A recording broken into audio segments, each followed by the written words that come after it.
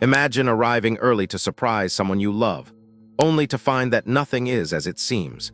This story isn't just about betrayal, it's about a truth hidden behind a door that opened too easily, changing everything in one breath. I landed early, the city unusually quiet for a weekday, no text to her, just plans to surprise, rolling my suitcase through familiar streets.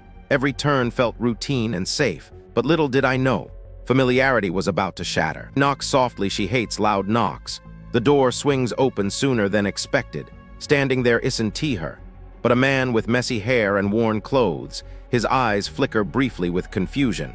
But it's not me he questions, it's my presence that unsettles him. Are you her brother or something? He asks casually, like he's done this before. That question hangs heavy, not rude, but loaded. It reveals a comfort, a rehearsed story, and that unsettling feeling that I am no longer the main chapter in her life. Deep inside the apartment, a chair scrapes.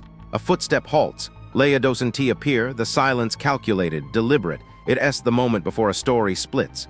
The version she's about to spin hanging in the balance. I step in before the door can close on me. The apartment smells different. A sharp cologne layered over her usual citrus cleaner. Shoes that aren't mine sit by the door, bigger and unfamiliar. Jackets drape chairs that never held my things. It's settled here, like another life took root, quietly pushing mine out. Closes the door, leans casually. Says Leia mentioned a brother who travels a lot, like I am just a rumor now. He's not defensive, just comfortably settled into this role I never signed up for. I ask how long he's been here, his shrug says it all. This wasn't a one-time stay. I find her by the dresser, phone frozen in her hand. No fear, just irritation masked as surprise. She doesn't ask how or why I am here, she asks what I am doing. Her question paints me as the disruption in a story already unfolding without me. He avoids introducing him. Doesn't explain his presence, clearly wanting to delay. Back in the living room, the man watches me closely, his confidence flickering. A second phone charger, grocery receipts of unknown items, running shoes, drying every detail, a sigh of betrayal. Leia sits across from me, leaving a space that wasn't there before. This is complicated. She says, meant to tell me, but bad timing. It's not what you think, she insists. The man shifts, fading out of the story, realizing he's now an outsider to our unraveling world. I check the bathroom, another toothbrush, used, bent. A towel not hers or mine. A razor I've never bought. Each object whispers secrets of a shared life I wasn't part of. Realizing this wasn't a fleeting thing, but a pattern laid bare before me. Ask the man his name, Trevor. He says defensively. A visitor who's grown roots. Does he have a key? He hesitates, then nods. Leia's hurried hush seals the truth between us all. I sit back, steady even as the ground shifts beneath my feet. Tell them I am staying the night, not as a threat, but a statement. I need rest. Leave with my suitcase again. Leia doesn't find any weakness in me. She says fine, she'll sleep on the couch. Morning will come, business as usual, or so she hopes. Lying fully dressed on the bed, watching the ceiling fan spin slowly. Sounds creep from the living room, quiet movement. A code of people coexisting without words. At some point, Trevor leaves, the door closes softly. A lock turns. The old order is gone. Sunlight cuts thin through blinds. Leia sleeps on the couch, phone in hand, still dressed. The apartment breathes differently now, a place hosting more than one life. I shower silently, suitcase standing guard. The absence I felt wasn't imagined, it had shape, presence, reality. She offers coffee, careful with words, treating me like a fragile object. I decline and step outside. The city feels louder, streets familiar yet strange. I walk aimlessly, letting the pieces fall, realizing betrayal isn't the acted as knowing someone else filled your place completely. Come back to an apartment still holding Trevor's shape. Leia pretends to work, avoids my questions. We'll talk later, she says, when I ask how long neighbors have known him. Confusion clouds her face. Neighbors didn't matter, she claims. The cracks deepen. Across the hall, Mrs. Calderon remembers only politeness from Trevor, carrying groceries, greeting by name. She thought I'd moved away. Her pity makes the absence real. It wasn't me disappearing, it was her presence filling the space I once owned. On the stairs, a man I'd never talked to asks if I am okay. He's worked nights, seen too much coming and going. Trevor's visits were no secret. Patterns emerged without me needing details. The story had reconstructed itself while I was still outside the door. At the apartment, Trevor stands awkwardly, waiting permission to belong. Leia's tension sharpens. He demands clarity, misinformed and caught off guard. He thinks the wedding is over, the distance real, The truth slips raw and unfiltered, changing everything again. Leia insists it's complicated, that he misunderstood, that things aren't black and white. I ask about deposits. Hesitation tells more than words. Finances are tangled, and so is trust. Trevor's sharp glance reveals his own confusion. Deception folds in on itself. I refuse to fuel confusion.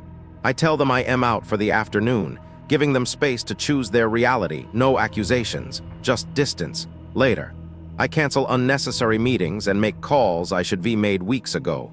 Clarity begins where confusion ends. Returning home, Trevor is packing, avoids my eyes. Leia watches, powerless. He needs time, honesty, space. She blames me, says I am overreacting. I ask when she planned to tell me, waiting for the right moment. A phrase now empty, drifting useless between us. I stay again, not stubbornly, but to prevent retreat. Trevor disappears. Leia moves like she is chilling in a sudden winter. Endless texts tighten her face. She asks if I am enjoying this. I say it's not about enjoyment. This is survival, patience, and cold, hard reality. Next morning, a wedding planner friend texts, worried about confusion, dates, payments. I reply, plans are shifting, no details. Leia clings to the fragile script. She accuses me of acting behind her back. I point to layers of secrecy, the trap closing in, unstoppable now. At a mutual friend's event, Leia clings to appearances, introducing me with emphasis. But the facade cracks when Trevor arrives. He isn't here to reconcile, he is here to confirm what has been ignored. The room watches, silent but aware. The facade shatters openly. Trevor refuses hidden talks. He despises shifting stories. Someone asks what is happening. Leia downplays. Trevor reveals he lived here, not just stayed. A friend's sharp question pierces, complicated. Isn't tea enough anymore? I calmly state plans are changing, commitments dissolving. Leia accuses me of setting her up, of cruelty, knowing exactly what I am doing. I stopped correcting assumptions long ago. On the way home, she swings between anger and desperation, promising to fix this, convincing herself things can somehow be restored. She demands to know what I canceled. I tell her enough to protect myself, the deposits, the timelines. She calls it sabotage. I remind her neglect has consequences, measurable and unforgiving. Her packed bag isn't for leaving its leverage in a crumbling game. She leaves, returns angry and broken. Trevor won't see her anymore, telling her not to come back. Rejection unsettles her deeper than discovery. The next day, subtle consequences arrive: emails, calls, confirmations, each a small fracture adding weight to a collapsing world. She accuses me of blindsiding her, of coldness. I ask when she had a chance to explain. No answer. Later, she apologizes selectively, framing mistakes as responses to distance, overwhelm instead of deception. I listen, asking only if she believes her own words. Her hesitation closes the trap. I am no longer negotiating. I am observing, the outcome set by her own choices. When she asks about a way forward, I offer a way out. Words matter, the difference between continuing the story or ending it for good. By night, she makes calls to family, friends, people hearing only her side. They don't go well, threads tangle, conflicting stories, missing pieces. I sleep deeply for the first time in months, not peace, but clarity. The trap was built slowly. I just stopped holding the door open. No confrontation, just heavy silence. Leia wakes exhausted, eyes swollen not from tears, but lost control. She moves through the apartment, waiting for stability that never arrives. Consequences come in quiet waves: cancellations, clarifications, paused payments. The inevitable unfolds. She packs now, deliberately. Necessities: only work clothes, documents, electronics, no symbols, no permanence. She leaves behind what she can let go yet. At the door, no apologies, no forgiveness, only a question about the truth I will tell. I tell her stories always find their own shape. After she leaves, the apartment settles into a stillness earned. I box her things methodically, no notes, no emotions, only order. Calls come her parents, cousins, friends, each seeking answers. I offer consistency. The engagement is over, the details are private, but the ending is clear. Trevor never contacts me again.